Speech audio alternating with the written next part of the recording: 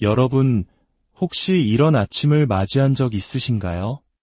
매일 반복되는 하루, 그 시작점에서 문득 내면의 깊은 공허함과 마주하게 되는 그런 아침을 말입니다.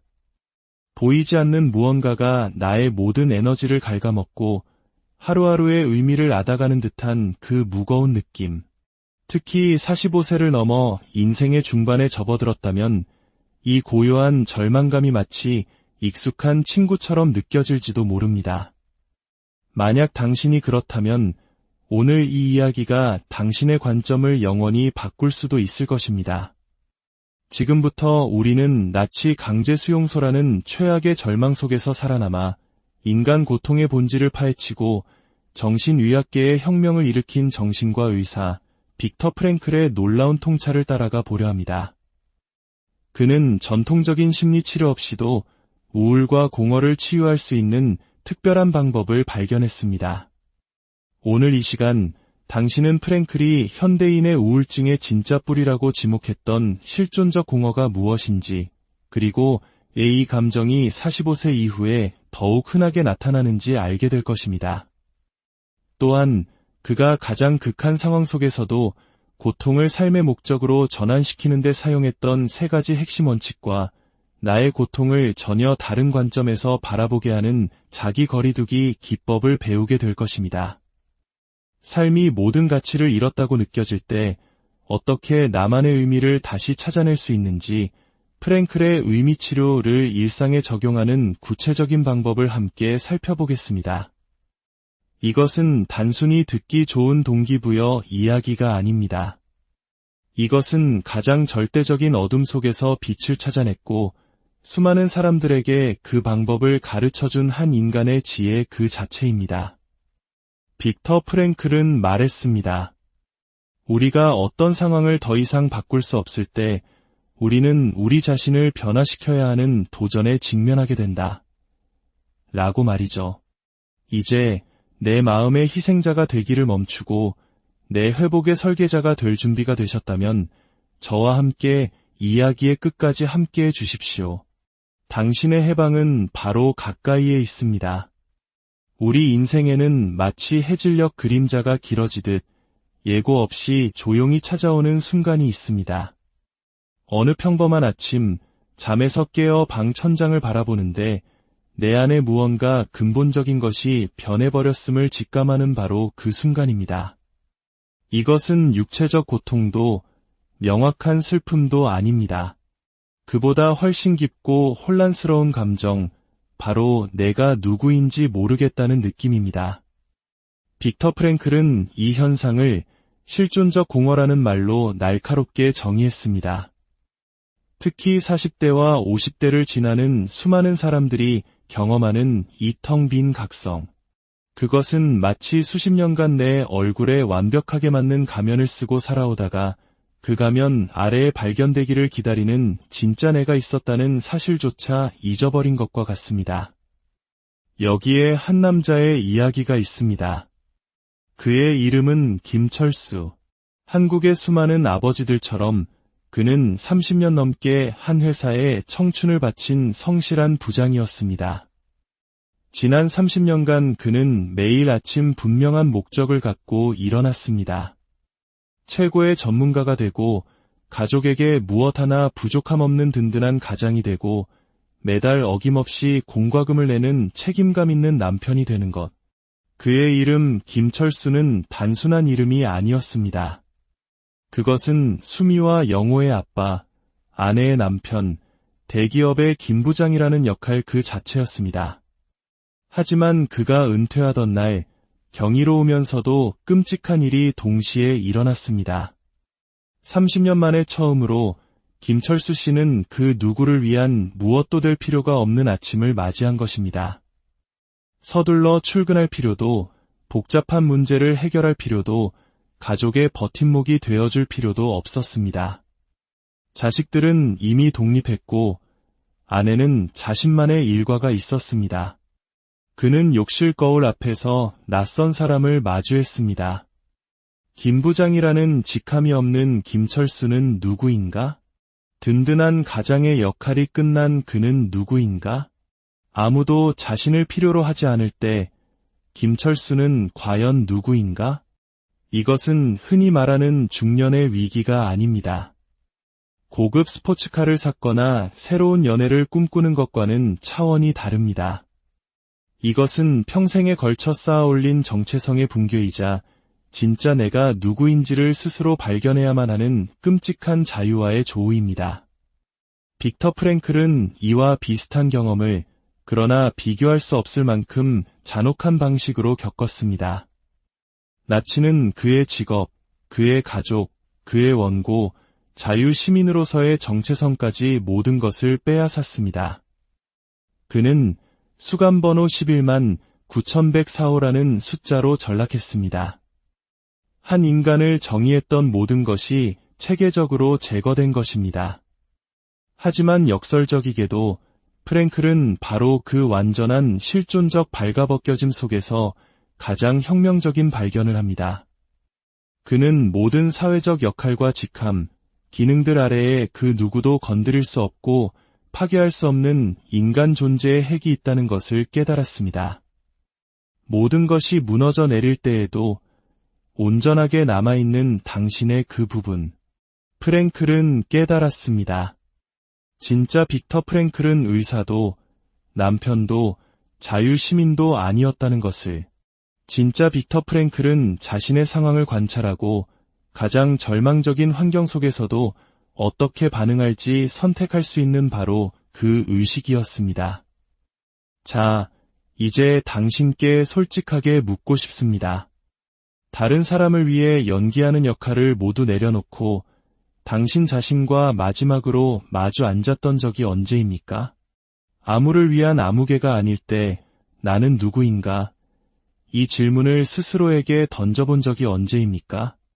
나이가 들어가는 것과 나 자신을 잃어버리는 것은 바로 이 지점에서 갈립니다. 노화는 피할 수 없는 자연스러운 과정이지만 나를 잃는 것은 선택의 문제입니다. 그것은 나의 본질적인 정체성을 내가 맡았던 일시적인 역할과 혼동하는 것입니다. 내가 곧 내 직업이고 내 가족 내에서의 기능이며 내 사회적 지위라고 믿는 것입니다. 그래서 이 역할들이 변하거나 사라질 때 나 자신도 함께 사라진다고 느끼는 것이죠.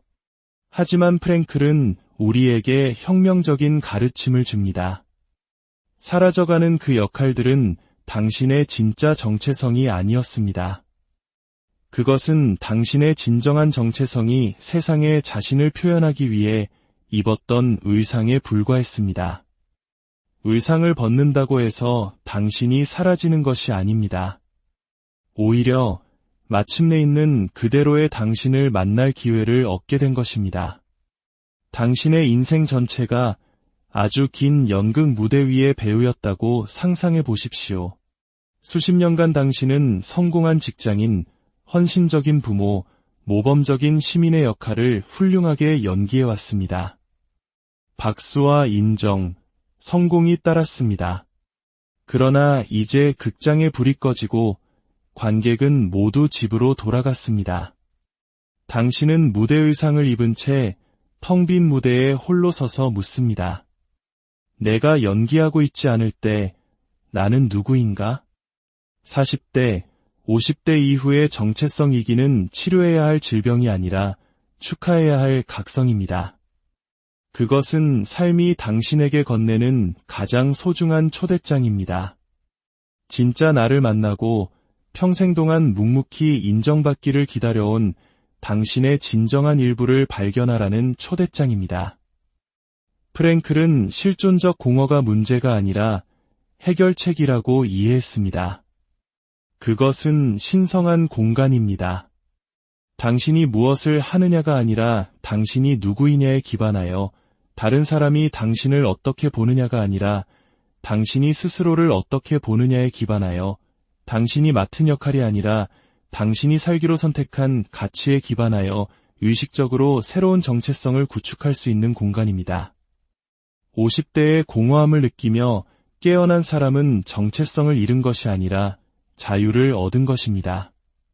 다른 사람의 기대가 아닌 스스로 축적한 지혜를 바탕으로 인생의 새로운 단계에서 어떤 사람이 될 것인지를 의식적으로 선택할 특별한 기회를 얻은 것입니다. 이 텅 빈 각성이 고통스러운 이유는 당신이 세상 속에서 당신의 자리가 어디인지 정확히 아는 데서 오는 안정감, 즉 자동적인 정체성의 편안함을 포기하고 있기 때문입니다. 하지만 동시에 이것은 당신의 인생에서 가장 강력한 순간이기도 합니다. 왜냐하면 처음으로 당신의 외적인 존재를 내적인 진실과 일치시킬 완전히 진실해질 기회를 가졌기 때문입니다. 빅터 프랭클은 자신의 사회적 정체성이 완전히 상실되는 것을 그저 견뎌낸 것이 아닙니다. 그는 그것을 인간 본성에 대한 가장 깊은 발견으로 승화시켰습니다. 그리고 지금 이 조용한 정체성의 위기를 경험하고 있는 당신 역시 바로 그 발견의 문턱에 서 있습니다. 당신은 가면도, 역할도, 의상도 없이 가장 순수하고 강력한 본질 그대로의 당신 자신, 즉 당신이 이제껏 만나본 중 가장 중요한 사람을 만날 준비가 된 것입니다. 빅터 프랭클은 강제 수용소에서 생존에 대한 기존의 모든 믿음을 뒤흔드는 것을 목격했습니다. 신체적으로 더 강했던 수감자들이 심리적으로 무너져 죽어가는 반면 육체적으로는 더 약했던 다른 이들이 살아갈 이유를 찾아내고 모든 역경을 이겨내고 살아남는 것을 보았습니다. 그는 인간이 그 고통 속에서 의미를 찾을 수만 있다면 거의 모든 육체적 고통을 견딜 수 있지만 외부 환경이 아무리 편안하더라도 의미의 완전한 부재는 견딜 수 없다는 것을 발견했습니다. 실존적 공허는 당신의 삶에 무언가가 없는 것이 아닙니다. 그것은 그 있는 것들을 소중히 여길 이유가 없는 상태입니다. 모든 것을 가졌지만 그 어떤 것도 진정으로 중요하게 느껴지지 않는 상태, 바로 그것입니다. 당신의 정체성을 수십 년간 지어온 집이라고 상상해 봅시다. 이 집은 세 개의 기둥으로 지탱됩니다. 첫 번째 기둥은 당신의 직업적 역할입니다. 세상에 대한 당신의 생산적인 기여라고 정의하는 모든 것이죠. 두 번째 기둥은 가족 내 역할입니다. 부모, 배우자로서의 위치, 당신을 둘러싼 관계망 속에서의 자리입니다. 세 번째 기둥은 사회적 역할입니다. 당신의 지위, 평판, 공동체에 비치는 이미지입니다. 수년간 이 집은 견고했습니다. 이 세 기둥은 당신 정체성의 지붕을 훌륭히 받치고 있었습니다. 당신은 이 기둥들 덕분에 세상에서 당신의 자리가 어디인지 정확히 알며 매일을 살아왔습니다. 하지만 40대, 50대를 지나면서 이 집의 구조에 변화가 생기기 시작합니다. 첫 번째 기둥인 직업적 역할이 흔들립니다. 은퇴를 하거나 직장을 잃거나 혹은 더 이상 일에서 예전 같은 열정을 느끼지 못하게 됩니다. 두 번째 기둥인 가족 내 역할도 변합니다. 자녀들은 성장하여 독립하고 더 이상 예전처럼 부모의 보호와 인도를 필요로 하지 않습니다. 세 번째 기둥인 사회적 역할마저 수정됩니다. 굳건하다고 믿었던 많은 관계들이 당신이라는 사람이 아닌 당신의 기능에 기반했음을 깨닫게 됩니다. 그러던 어느 날 아침, 당신의 정체성을 지탱하던 세 기둥이 동시에 약해졌다는 것을 깨닫습니다. 집이 완전히 무너지진 않았지만 위태롭게 흔들리고 당신은 수십 년 만에 처음으로 이 구조가 나를 지탱해 줄 수 있을지 확신할 수 없게 됩니다. 놀랍게도 이것은 현대 뇌과학이 50대 이후의 뇌에 대해 확인한 바와 정확히 일치합니다. 뇌 영상 연구에 따르면 수십 년간 우리의 정체성을 정의해온 역할을 잃게 되면 말 그대로 뇌의 신경망에 재조직이 일어납니다. 자아인식 및 개인 정체성과 관련된 영역들이 과학자들이 적응적 가소성이라고 부르는 것을 경험합니다. 수년간 자동화된 정체성 패턴으로 작동하던 당신의 뇌가 갑자기 그 익숙한 패턴을 잃어버리는 것입니다. 마치 당신 마음의 운영체제가 근본적인 업데이트를 필요로 하는 것과 같습니다.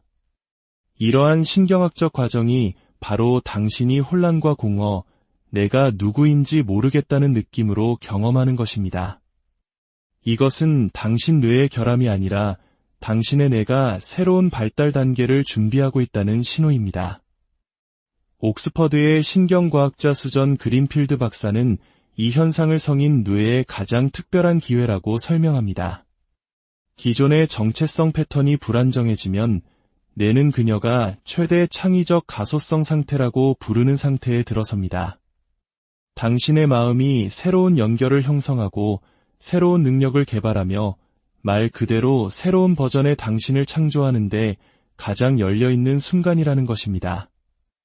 하지만 여기에 프랭클이 발견했고 현대 뇌과학이 확인하는 숨겨진 선물이 있습니다. 외부 역할에 따라 당신이 누구인지 알 수 없을 때 마침내 당신의 내적 본질에 따라 당신이 누구인지 발견할 기회를 갖게 된다는 것입니다. 당신이 쌓아올린 정체성의 새 기둥이 흔들릴 때 당신은 처음으로 당신의 진정한 정체성에 기반한 새로운 기둥을 세울 수 있습니다.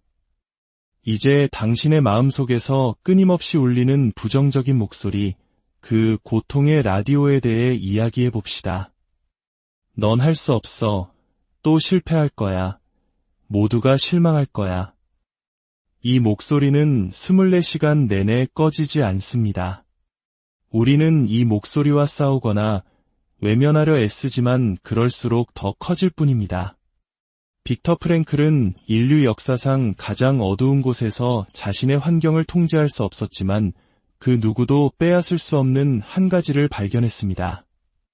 바로 자기 자신을 관찰하는 능력, 고통 속으로 침몰하는 대신 희생자가 아닌 증인이 되어 거리를 두고 자신의 고통을 바라보는 것이었습니다.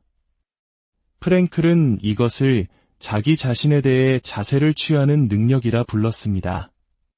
고통을 부정하지 않되 고통과 하나가 되기를 거부하는 것입니다. 이것이 바로 당신이 배울 수 있는 것입니다. 생각을 하는 것과 생각 그 자체가 되는 것 사이에는 엄청난 차이가 있습니다. 당신은 당신을 모욕하는 그 목소리가 아닙니다. 당신은 당신을 마비시키는 그 두려움이 아닙니다. 당신은 그 생각들을 관찰하는 자입니다. 그리고 그들을 알아차릴 수 있다면 당신은 그들로부터 분리되기 시작할 수 있습니다. 바로 거기서 당신의 자유가 시작됩니다. 이를 위해 내면의 관찰자라는 간단하지만 심오한 기법을 알려드리겠습니다. 마음속에서 부정적인 생각이 들 때마다 그것과 싸우지 마십시오. 그저 희귀종을 연구하는 과학자처럼 그것을 관찰하고 이름 붙여주세요. 예를 들어 마음이 아무도 널 사랑하지 않아 라고 말하면 속으로 거절에 대한 생각이 나타났군 하고 알아차리는 겁니다. 모든 게 잘못될 거야 라고 말하면 파국적인 예측이 시작됐네 라고 응답하는 식입니다. 이것은 자동적인 순환을 끊고 당신에게 통제권을 되돌려줍니다. 당신은 더 이상 생각 안에 있지 않고 플랫폼에서 기차가 지나가는 것을 보듯 생각 밖에서 그것을 보고 있기 때문입니다. 처음에는 수십 년간 내면의 대화와 한 몸처럼 살아왔기에 어려울 것입니다. 하지만 연습을 통해 공간을 만들기 시작하는 것을 느낄 것이고 그 공간에서 당신은 숨을 쉬고 선택하고 변화할 수 있습니다. 오늘 밤 잠들기 전 이 연습을 해보십시오. 종이에 오늘 당신의 마음속에서 가장 많이 반복된 생각 3가지를 적어보세요. 그리고 그 옆에 그것이 어떤 종류의 생각인지 이름만 붙여보세요. 분석하거나 바꾸려 하지 말고 그저 관찰하는 것입니다. 그것이 당신의 첫 번째 내면의 힘을 발휘하는 행동이 될 것입니다. 진정한 힘은 마음을 침묵시키는 것이 아니라 맹목적으로 복종하지 않는 법을 배우는 것이기 때문입니다. 이것이 당신의 마음에 울림을 주었다면, 오늘 당신 자신의 머릿속 인질이 되기를 그만두기로 결심했다면 댓글에 나는 관찰하기로 선택합니다라고 적어주세요. 그것이 당신의 선언이자 자유를 향한 당신의 작은 서약이 될 것입니다. 고통의 라디오가 계속 울리더라도 당신은 볼륨을 조절하는 법을 배울 수 있고 어쩌면 시간이 지나면 새로운 주파수에 맞추기 시작할 수도 있을 것입니다. 당신의 내면의 목소리가 적이 아닌 당신의 동맹이자 당신의 안내자, 당신의 자비로운 증인이 되는 그 주파수 말입니다. 프랭클은 자극과 반응 사이에는 공간이 있다고 말했습니다. 그 공간에 우리의 자유와 성장할 힘이 있습니다. 당신은 그 공간에 머물러 본 적이 있습니까? 아니면 자동적으로 반응하며 살아왔습니까? 누군가 당신을 거절할 때, 일이 잘못될 때, 외로움을 느낄 때, 일어나는 일과 당신이 반응하는 방식 사이의 그 공간이 바로 당신 개인의 자유의 핵심입니다. 그러나 대부분의 사람들이 잊고 지낸 근육, 즉 온전한 책임감이라는 근육을 단련해야만 그 공간에 접근할 수 있습니다. 내 어린 시절이 불행해서 배우자가 나를 이해해주지 않아서 라고 말하기는 쉽습니다. 그리고 그것이 모두 사실일지라도 당신이 다르게 반응하여 당신 삶의 궤도를 바꿀 수 있다는 것 또한 사실입니다. 이것은 단지 아름다운 생각이 아닙니다. 이것은 뇌신경과학입니다. 당신의 뇌는 특정 자극에 대해 자동으로 활성화되는 경로를 가지고 있지만 당신이 반응하는 대신 응답할 수 있다는 것을 인식할 때 그 경로는 재설정될 수 있습니다. 당신이 멈출 때마다, 감정에 휩쓸리지 않기로 선택할 때마다, 행동하기 전에 관찰하기로 선택할 때마다 당신은 뇌를 다시 쓰고 있는 것입니다. 당신 자신의 이야기를 이끌어갈 수 있는 당신의 가장 진화된 부분을 훈련시키고 있는 것입니다. 프랭클은 말했습니다.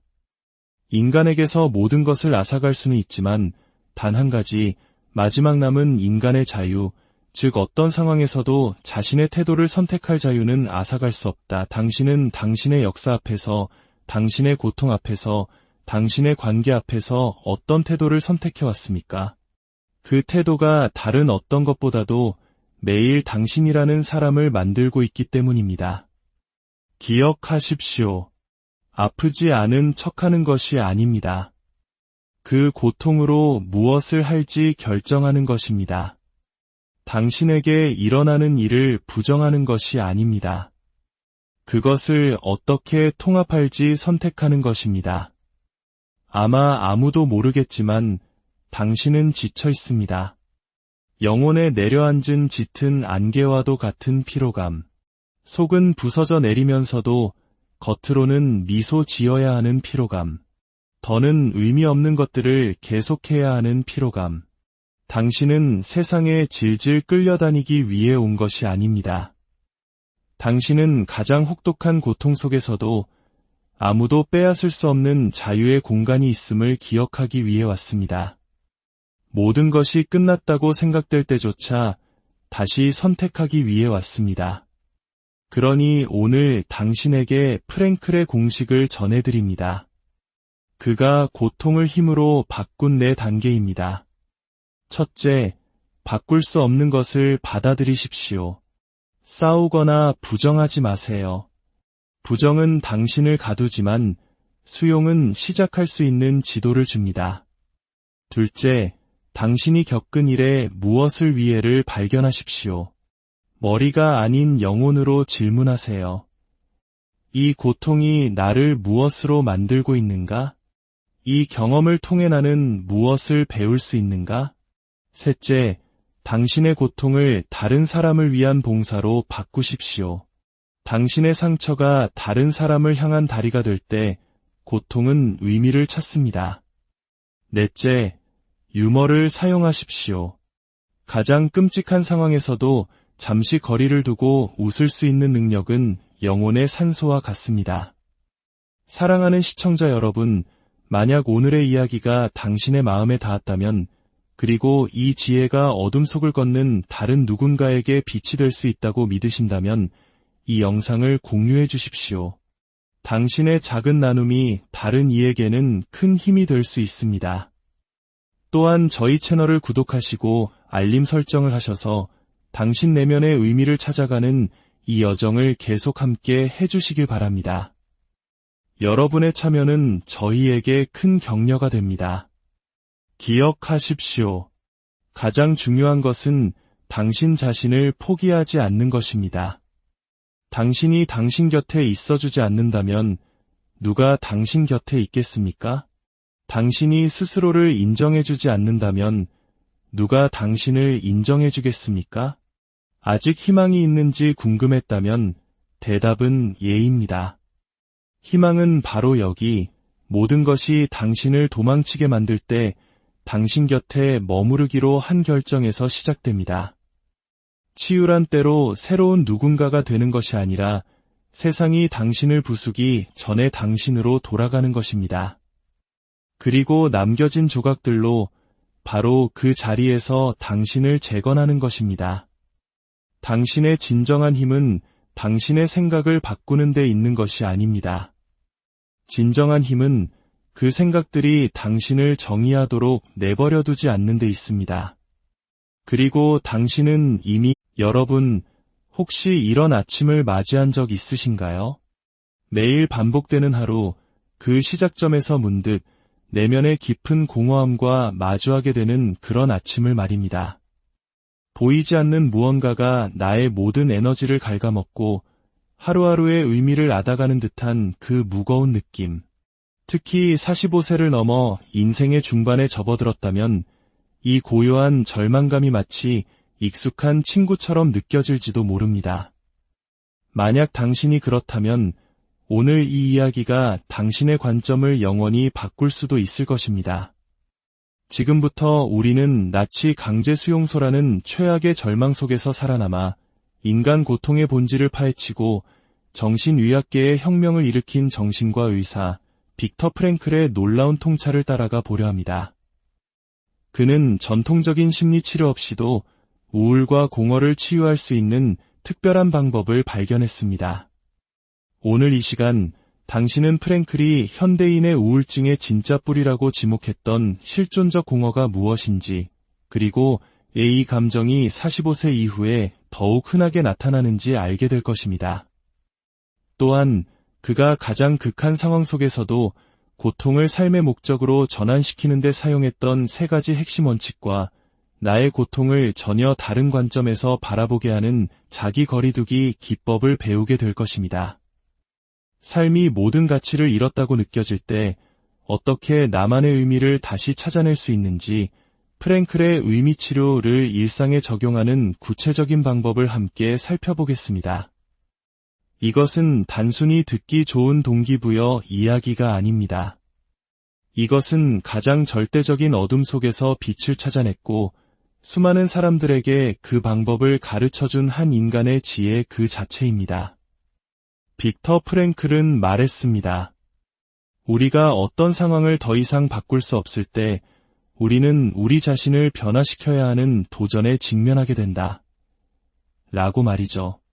이제 내 마음의 희생자가 되기를 멈추고 내 회복의 설계자가 될 준비가 되셨다면 저와 함께 이야기의 끝까지 함께해 주십시오. 당신의 해방은 바로 가까이에 있습니다. 우리 인생에는 마치 해질녘 그림자가 길어지듯 예고 없이 조용히 찾아오는 순간이 있습니다. 어느 평범한 아침, 잠에서 깨어 방 천장을 바라보는데 내 안에 무언가 근본적인 것이 변해버렸음을 직감하는 바로 그 순간입니다. 이것은 육체적 고통도 명확한 슬픔도 아닙니다. 그보다 훨씬 깊고 혼란스러운 감정, 바로 내가 누구인지 모르겠다는 느낌입니다. 빅터 프랭클은 이 현상을 실존적 공허라는 말로 날카롭게 정의했습니다. 특히 40대와 50대를 지나는 수많은 사람들이 경험하는 이 텅 빈 각성. 그것은 마치 수십 년간 내 얼굴에 완벽하게 맞는 가면을 쓰고 살아오다가 그 가면 아래에 발견되기를 기다리는 진짜 내가 있었다는 사실조차 잊어버린 것과 같습니다. 여기에 한 남자의 이야기가 있습니다. 그의 이름은 김철수. 한국의 수많은 아버지들처럼 그는 30년 넘게 한 회사에 청춘을 바친 성실한 부장이었습니다. 지난 30년간 그는 매일 아침 분명한 목적을 갖고 일어났습니다. 최고의 전문가가 되고 가족에게 무엇 하나 부족함 없는 든든한 가장이 되고 매달 어김없이 공과금을 내는 책임감 있는 남편이 되는 것. 그의 이름 김철수는 단순한 이름이 아니었습니다. 그것은 수미와 영호의 아빠, 아내의 남편, 대기업의 김부장이라는 역할 그 자체였습니다.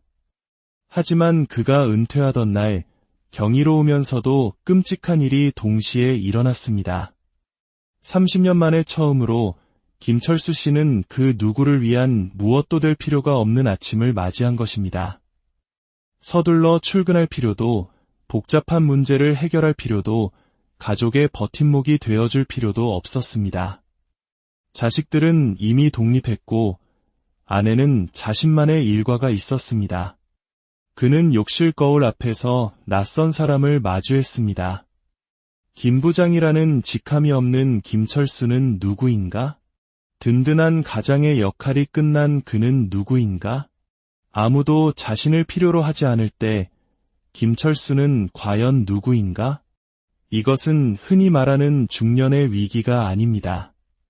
고급 스포츠카를 샀거나 새로운 연애를 꿈꾸는 것과는 차원이 다릅니다.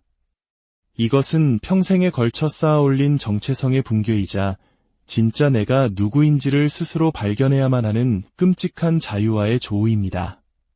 빅터 프랭클은 이와 비슷한 경험을 그러나 비교할 수 없을 만큼 잔혹한 방식으로 겪었습니다. 나치는 그의 직업, 그의 가족, 그의 원고, 자유 시민으로서의 정체성까지 모든 것을 빼앗았습니다. 그는 수감번호 11만 9104호라는 숫자로 전락했습니다. 한 인간을 정의했던 모든 것이 체계적으로 제거된 것입니다. 하지만 역설적이게도 프랭클은 바로 그 완전한 실존적 발가벗겨짐 속에서 가장 혁명적인 발견을 합니다. 그는 모든 사회적 역할과 직함, 기능들 아래에 그 누구도 건드릴 수 없고 파괴할 수 없는 인간 존재의 핵이 있다는 것을 깨달았습니다. 모든 것이 무너져 내릴 때에도 온전하게 남아있는 당신의 그 부분. 프랭클은 깨달았습니다. 진짜 빅터 프랭클은 의사도 남편도 자유시민도 아니었다는 것을. 진짜 빅터 프랭클은 자신의 상황을 관찰하고 가장 절망적인 환경 속에서도 어떻게 반응할지 선택할 수 있는 바로 그 의식이었습니다. 자, 이제 당신께 솔직하게 묻고 싶습니다. 다른 사람을 위해 연기하는 역할을 모두 내려놓고 당신 자신과 마지막으로 마주 앉았던 적이 언제입니까? 아무를 위한 아무개가 아닐 때 나는 누구인가? 이 질문을 스스로에게 던져본 적이 언제입니까? 나이가 들어가는 것과 나 자신을 잃어버리는 것은 바로 이 지점에서 갈립니다. 노화는 피할 수 없는 자연스러운 과정이지만 나를 잃는 것은 선택의 문제입니다. 그것은 나의 본질적인 정체성을 내가 맡았던 일시적인 역할과 혼동하는 것입니다. 내가 곧 내 직업이고 내 가족 내에서의 기능이며 내 사회적 지위라고 믿는 것입니다. 그래서 이 역할들이 변하거나 사라질 때 나 자신도 함께 사라진다고 느끼는 것이죠. 하지만 프랭클은 우리에게 혁명적인 가르침을 줍니다. 사라져가는 그 역할들은 당신의 진짜 정체성이 아니었습니다. 그것은 당신의 진정한 정체성이 세상에 자신을 표현하기 위해 입었던 의상에 불과했습니다. 의상을 벗는다고 해서 당신이 사라지는 것이 아닙니다. 오히려 마침내 있는 그대로의 당신을 만날 기회를 얻게 된 것입니다. 당신의 인생 전체가 아주 긴 연극 무대 위의 배우였다고 상상해 보십시오. 수십 년간 당신은 성공한 직장인, 헌신적인 부모, 모범적인 시민의 역할을 훌륭하게 연기해왔습니다. 박수와 인정, 성공이 따랐습니다. 그러나 이제 극장의 불이 꺼지고 관객은 모두 집으로 돌아갔습니다. 당신은 무대 의상을 입은 채 텅 빈 무대에 홀로 서서 묻습니다. 내가 연기하고 있지 않을 때 나는 누구인가? 40대, 50대 이후의 정체성 위기는 치료해야 할 질병이 아니라 축하해야 할 각성입니다. 그것은 삶이 당신에게 건네는 가장 소중한 초대장입니다. 진짜 나를 만나고 평생 동안 묵묵히 인정받기를 기다려온 당신의 진정한 일부를 발견하라는 초대장입니다. 프랭클은 실존적 공허가 문제가 아니라 해결책이라고 이해했습니다. 그것은 신성한 공간입니다. 당신이 무엇을 하느냐가 아니라 당신이 누구이냐에 기반하여 다른 사람이 당신을 어떻게 보느냐가 아니라 당신이 스스로를 어떻게 보느냐에 기반하여 당신이 맡은 역할이 아니라 당신이 살기로 선택한 가치에 기반하여 의식적으로 새로운 정체성을 구축할 수 있는 공간입니다. 50대의 공허함을 느끼며 깨어난 사람은 정체성을 잃은 것이 아니라 자유를 얻은 것입니다. 다른 사람의 기대가 아닌 스스로 축적한 지혜를 바탕으로 인생의 새로운 단계에서 어떤 사람이 될 것인지를 의식적으로 선택할 특별한 기회를 얻은 것입니다. 이 텅 빈 각성이 고통스러운 이유는 당신이 세상 속에서 당신의 자리가 어디인지 정확히 아는 데서 오는 안정감, 즉 자동적인 정체성의 편안함을 포기하고 있기 때문입니다. 하지만 동시에 이것은 당신의 인생에서 가장 강력한 순간이기도 합니다. 왜냐하면 처음으로 당신의 외적인 존재를 내적인 진실과 일치시킬 완전히 진실해질 기회를 가졌기 때문입니다. 빅터 프랭클은 자신의 사회적 정체성이 완전히 상실되는 것을 그저 견뎌낸 것이 아닙니다. 그는 그것을 인간 본성에 대한 가장 깊은 발견으로 승화시켰습니다. 그리고 지금 이 조용한 정체성의 위기를 경험하고 있는 당신 역시 바로 그 발견의 문턱에 서 있습니다. 당신은 가면도, 역할도, 의상도 없이 가장 순수하고 강력한 본질 그대로의 당신 자신, 즉 당신이 이제껏 만나본 중 가장 중요한 사람을 만날 준비가 된 것입니다. 빅터 프랭클은 강제 수용소에서 생존에 대한 기존의 모든 믿음을 뒤흔드는 것을 목격했습니다. 신체적으로 더 강했던 수감자들이 심리적으로 무너져 죽어가는 반면 육체적으로는 더 약했던 다른 이들이 살아갈 이유를 찾아내고 모든 역경을 이겨내고 살아남는 것을 보았습니다. 그는 인간이 그 고통 속에서 의미를 찾을 수만 있다면 거의 모든 육체적 고통을 견딜 수 있지만 외부 환경이 아무리 편안하더라도 의미의 완전한 부재는 견딜 수 없다는 것을 발견했습니다. 실존적 공허는 당신의 삶에 무언가가 없는 것이 아닙니다. 그것은 그 있는 것들을 소중히 여길 이유가 없는 상태입니다. 모든 것을 가졌지만 그 어떤 것도 진정으로 중요하게 느껴지지 않는 상태, 바로 그것입니다. 당신의 정체성을 수십 년간 지어온 집이라고 상상해 봅시다. 이 집은 세 개의 기둥으로 지탱됩니다. 첫 번째 기둥은 당신의 직업적 역할입니다. 세상에 대한 당신의 생산적인 기여라고 정의하는 모든 것이죠. 두 번째 기둥은 가족 내 역할입니다. 부모, 배우자로서의 위치, 당신을 둘러싼 관계망 속에서의 자리입니다. 세 번째 기둥은 사회적 역할입니다. 당신의 지위, 평판, 공동체에 비치는 이미지입니다. 수년간 이 집은 견고했습니다. 이 세 기둥은 당신 정체성의 지붕을 훌륭히 받치고 있었습니다. 당신은 이 기둥들 덕분에 세상에서 당신의 자리가 어디인지 정확히 알며 매일을 살아왔습니다. 하지만 40대, 50대를 지나면서 이 집의 구조에 변화가 생기기 시작합니다. 첫 번째 기둥인 직업적 역할이 흔들립니다. 은퇴를 하거나 직장을 잃거나 혹은 더 이상 일에서 예전 같은 열정을 느끼지 못하게 됩니다. 두 번째 기둥인 가족 내 역할도 변합니다. 자녀들은 성장하여 독립하고 더 이상 예전처럼 부모의 보호와 인도를 필요로 하지 않습니다.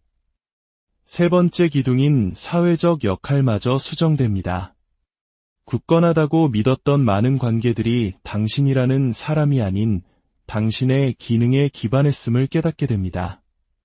그러던 어느 날 아침, 당신의 정체성을 지탱하던 세 기둥이 동시에 약해졌다는 것을 깨닫습니다. 집이 완전히 무너지진 않았지만 위태롭게 흔들리고 당신은 수십 년 만에 처음으로 이 구조가 나를 지탱해 줄 수 있을지 확신할 수 없게 됩니다. 놀랍게도 이것은 현대 뇌과학이 50대 이후의 뇌에 대해 확인한 바와 정확히 일치합니다. 뇌 영상 연구에 따르면 수십 년간 우리의 정체성을 정의해온 역할을 잃게 되면 말 그대로 뇌의 신경망에 재조직이 일어납니다. 자아인식 및 개인 정체성과 관련된 영역들이 과학자들이 적응적 가소성이라고 부르는 것을 경험합니다. 수년간 자동화된 정체성 패턴으로 작동하던 당신의 뇌가 갑자기 그 익숙한 패턴을 잃어버리는 것입니다. 마치 당신 마음의 운영체제가 근본적인 업데이트를 필요로 하는 것과 같습니다. 이러한 신경학적 과정이 바로 당신이 혼란과 공허, 내가 누구인지 모르겠다는 느낌으로 경험하는 것입니다. 이것은 당신 뇌의 결함이 아니라 당신의 뇌가 새로운 발달 단계를 준비하고 있다는 신호입니다. 옥스퍼드의 신경과학자 수전 그린필드 박사는 이 현상을 성인 뇌의 가장 특별한 기회라고 설명합니다. 기존의 정체성 패턴이 불안정해지면 뇌는 그녀가 최대 창의적 가소성 상태라고 부르는 상태에 들어섭니다. 당신의 마음이 새로운 연결을 형성하고 새로운 능력을 개발하며 말 그대로 새로운 버전의 당신을 창조하는데 가장 열려있는 순간이라는 것입니다. 하지만 여기에 프랭클이 발견했고 현대 뇌과학이 확인하는 숨겨진 선물이 있습니다. 외부 역할에 따라 당신이 누구인지 알 수 없을 때 마침내 당신의 내적 본질에 따라 당신이 누구인지 발견할 기회를 갖게 된다는 것입니다. 당신이 쌓아올린 정체성의 새 기둥이 흔들릴 때 당신은 처음으로 당신의 진정한 정체성에 기반한 새로운 기둥을 세울 수 있습니다. 이제 당신의 마음속에서 끊임없이 울리는 부정적인 목소리, 그 고통의 라디오에 대해 이야기해 봅시다. 넌 할 수 없어. 또 실패할 거야. 모두가 실망할 거야. 이 목소리는 24시간 내내 꺼지지 않습니다. 우리는 이 목소리와 싸우거나 외면하려 애쓰지만 그럴수록 더 커질 뿐입니다. 빅터 프랭클은 인류 역사상 가장 어두운 곳에서 자신의 환경을 통제할 수 없었지만 그 누구도 빼앗을 수 없는 한 가지를 발견했습니다. 바로 자기 자신을 관찰하는 능력. 고통 속으로 침몰하는 대신 희생자가 아닌 증인이 되어 거리를 두고 자신의 고통을 바라보는 것이었습니다. 프랭클은 이것을 자기 자신에 대해 자세를 취하는 능력이라 불렀습니다. 고통을 부정하지 않되 고통과 하나가 되기를 거부하는 것입니다. 이것이 바로 당신이 배울 수 있는 것입니다. 생각을 하는 것과 생각 그 자체가 되는 것 사이에는 엄청난 차이가 있습니다. 당신은 당신을 모욕하는 그 목소리가 아닙니다. 당신은 당신을 마비시키는 그 두려움이 아닙니다. 당신은 그 생각들을 관찰하는 자입니다. 그리고 그들을 알아차릴 수 있다면 당신은 그들로부터 분리되기 시작할 수 있습니다. 바로 거기서 당신의 자유가 시작됩니다. 이를 위해 내면의 관찰자라는 간단하지만 심오한 기법을 알려드리겠습니다. 마음속에서 부정적인 생각이 들 때마다 그것과 싸우지 마십시오. 그저 희귀종을 연구하는 과학자처럼 그것을 관찰하고 이름 붙여주세요. 예를 들어 마음이 아무도 널 사랑하지 않아 라고 말하면 속으로 거절에 대한 생각이 나타났군 하고 알아차리는 겁니다. 모든 게 잘못될 거야 라고 말하면 파국적인 예측이 시작됐네라고 응답하는 식입니다. 이것은 자동적인 순환을 끊고 당신에게 통제권을 되돌려줍니다. 당신은 더 이상 생각 안에 있지 않고 플랫폼에서 기차가 지나가는 것을 보듯 생각 밖에서 그것을 보고 있기 때문입니다. 처음에는 수십 년간 내면의 대화와 한 몸처럼 살아왔기에 어려울 것입니다. 하지만 연습을 통해 공간을 만들기 시작하는 것을 느낄 것이고 그 공간에서 당신은 숨을 쉬고 선택하고 변화할 수 있습니다.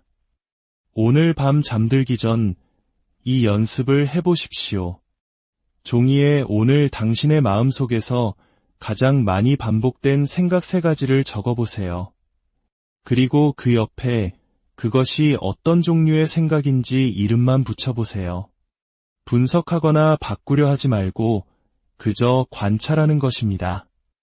그것이 당신의 첫 번째 내면의 힘을 발휘하는 행동이 될 것입니다. 진정한 힘은 마음을 침묵시키는 것이 아니라 맹목적으로 복종하지 않는 법을 배우는 것이기 때문입니다.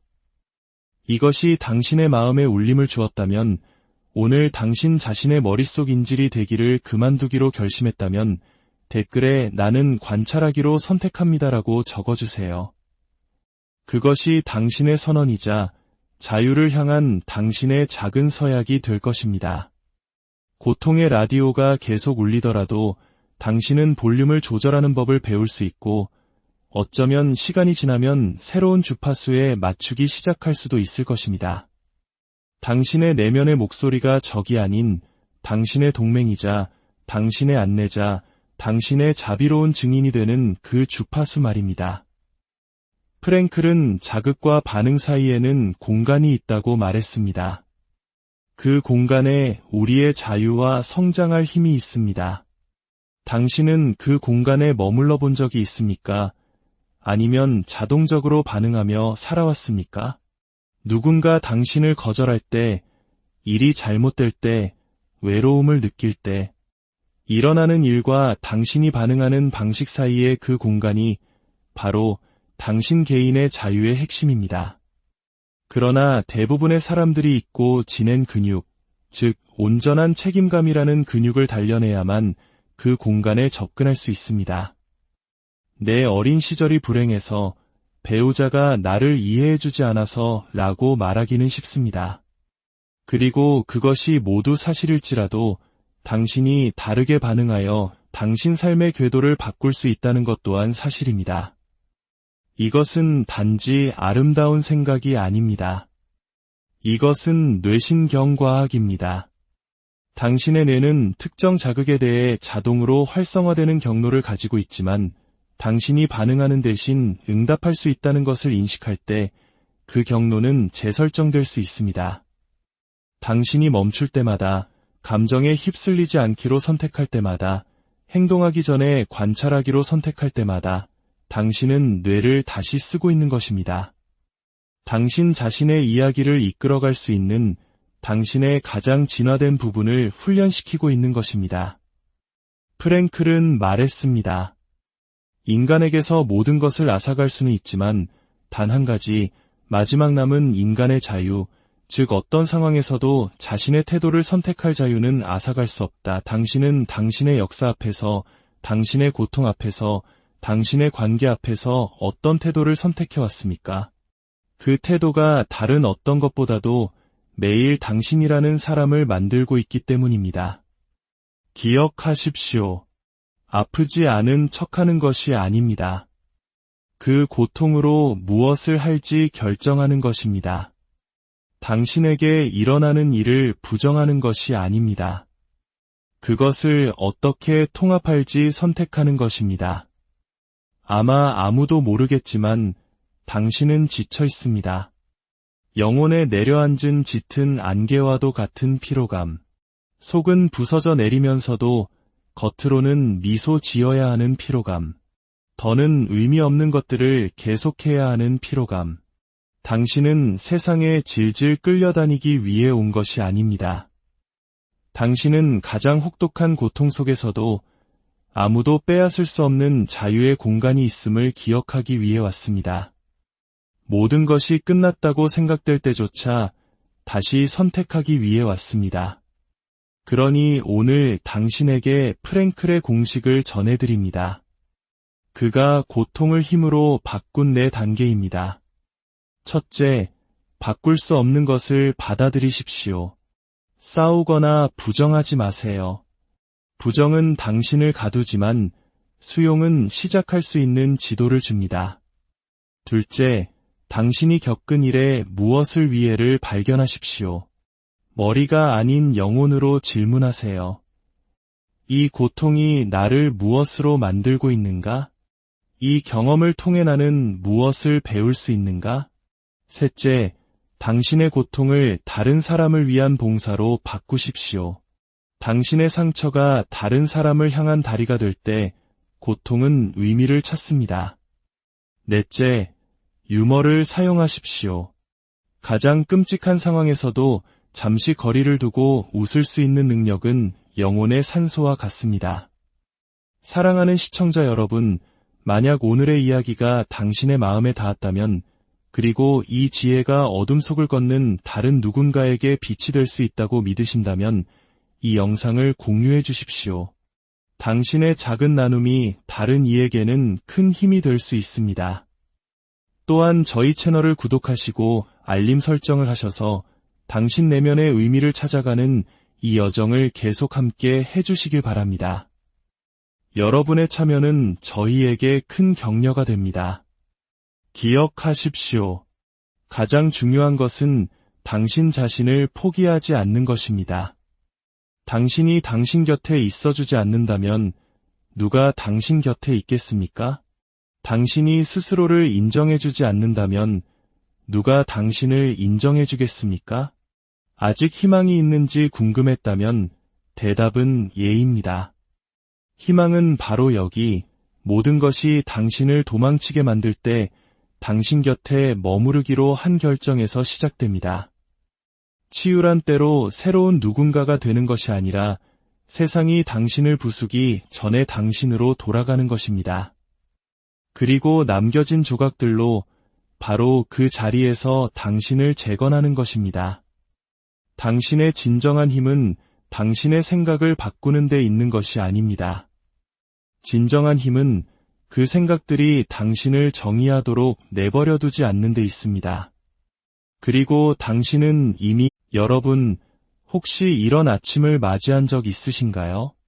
매일 반복되는 하루, 그 시작점에서 문득 내면의 깊은 공허함과 마주하게 되는 그런 아침을 말입니다.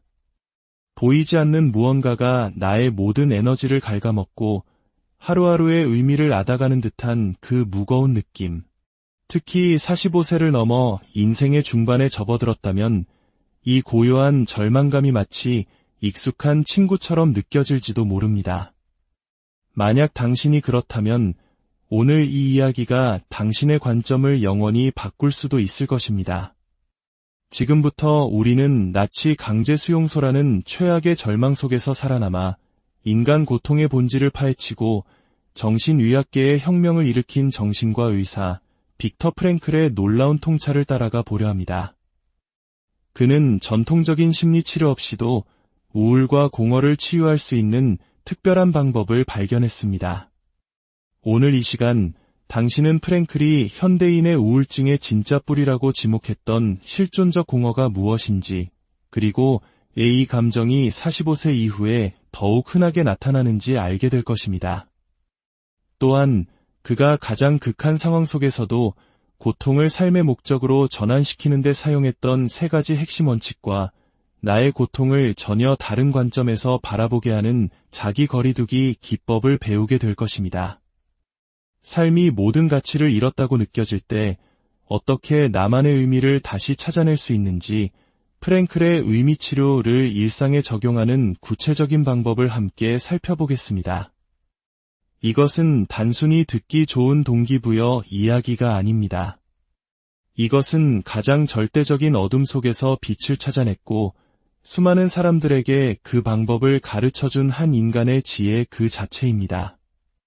빅터 프랭클은 말했습니다. 우리가 어떤 상황을 더 이상 바꿀 수 없을 때 우리는 우리 자신을 변화시켜야 하는 도전에 직면하게 된다. 라고 말이죠. 이제 내 마음의 희생자가 되기를 멈추고 내 회복의 설계자가 될 준비가 되셨다면 저와 함께 이야기의 끝까지 함께해 주십시오. 당신의 해방은 바로 가까이에 있습니다. 우리 인생에는 마치 해질녘 그림자가 길어지듯 예고 없이 조용히 찾아오는 순간이 있습니다. 어느 평범한 아침, 잠에서 깨어 방 천장을 바라보는데 내 안에 무언가 근본적인 것이 변해버렸음을 직감하는 바로 그 순간입니다. 이것은 육체적 고통도 명확한 슬픔도 아닙니다. 그보다 훨씬 깊고 혼란스러운 감정, 바로 내가 누구인지 모르겠다는 느낌입니다. 빅터 프랭클은 이 현상을 실존적 공허라는 말로 날카롭게 정의했습니다. 특히 40대와 50대를 지나는 수많은 사람들이 경험하는 이 텅 빈 각성. 그것은 마치 수십 년간 내 얼굴에 완벽하게 맞는 가면을 쓰고 살아오다가 그 가면 아래에 발견되기를 기다리는 진짜 내가 있었다는 사실조차 잊어버린 것과 같습니다. 여기에 한 남자의 이야기가 있습니다. 그의 이름은 김철수. 한국의 수많은 아버지들처럼 그는 30년 넘게 한 회사에 청춘을 바친 성실한 부장이었습니다. 지난 30년간 그는 매일 아침 분명한 목적을 갖고 일어났습니다. 최고의 전문가가 되고 가족에게 무엇 하나 부족함 없는 든든한 가장이 되고 매달 어김없이 공과금을 내는 책임감 있는 남편이 되는 것. 그의 이름 김철수는 단순한 이름이 아니었습니다. 그것은 수미와 영호의 아빠, 아내의 남편, 대기업의 김부장이라는 역할 그 자체였습니다. 하지만 그가 은퇴하던 날 경이로우면서도 끔찍한 일이 동시에 일어났습니다. 30년 만에 처음으로 김철수 씨는 그 누구를 위한 무엇도 될 필요가 없는 아침을 맞이한 것입니다. 서둘러 출근할 필요도, 복잡한 문제를 해결할 필요도, 가족의 버팀목이 되어줄 필요도 없었습니다. 자식들은 이미 독립했고 아내는 자신만의 일과가 있었습니다. 그는 욕실 거울 앞에서 낯선 사람을 마주했습니다. 김 부장이라는 직함이 없는 김철수는 누구인가? 든든한 가장의 역할이 끝난 그는 누구인가? 아무도 자신을 필요로 하지 않을 때 김철수는 과연 누구인가? 이것은 흔히 말하는 중년의 위기가 아닙니다. 고급 스포츠카를 샀거나 새로운 연애를 꿈꾸는 것과는 차원이 다릅니다. 이것은 평생에 걸쳐 쌓아올린 정체성의 붕괴이자 진짜 내가 누구인지를 스스로 발견해야만 하는 끔찍한 자유와의 조우입니다. 빅터 프랭클은 이와 비슷한 경험을 그러나 비교할 수 없을 만큼 잔혹한 방식으로 겪었습니다. 나치는 그의 직업, 그의 가족, 그의 원고, 자유시민으로서의 정체성까지 모든 것을 빼앗았습니다. 그는 수감번호 11만 9104호라는 숫자로 전락했습니다. 한 인간을 정의했던 모든 것이 체계적으로 제거된 것입니다. 하지만 역설적이게도 프랭클은 바로 그 완전한 실존적 발가벗겨짐 속에서 가장 혁명적인 발견을 합니다. 그는 모든 사회적 역할과 직함, 기능들 아래에 그 누구도 건드릴 수 없고 파괴할 수 없는 인간 존재의 핵이 있다는 것을 깨달았습니다. 모든 것이 무너져 내릴 때에도 온전하게 남아있는 당신의 그 부분. 프랭클은 깨달았습니다. 진짜 빅터 프랭클은 의사도 남편도 자유시민도 아니었다는 것을. 진짜 빅터 프랭클은 자신의 상황을 관찰하고 가장 절망적인 환경 속에서도 어떻게 반응할지 선택할 수 있는 바로 그 의식이었습니다. 자, 이제 당신께 솔직하게 묻고 싶습니다. 다른 사람을 위해 연기하는 역할을 모두 내려놓고 당신 자신과 마지막으로 마주 앉았던 적이 언제입니까? 아무를 위한 아무개가 아닐 때 나는 누구인가? 이 질문을 스스로에게 던져본 적이 언제입니까? 나이가 들어가는 것과 나 자신을 잃어버리는 것은 바로 이 지점에서 갈립니다. 노화는 피할 수 없는 자연스러운 과정이지만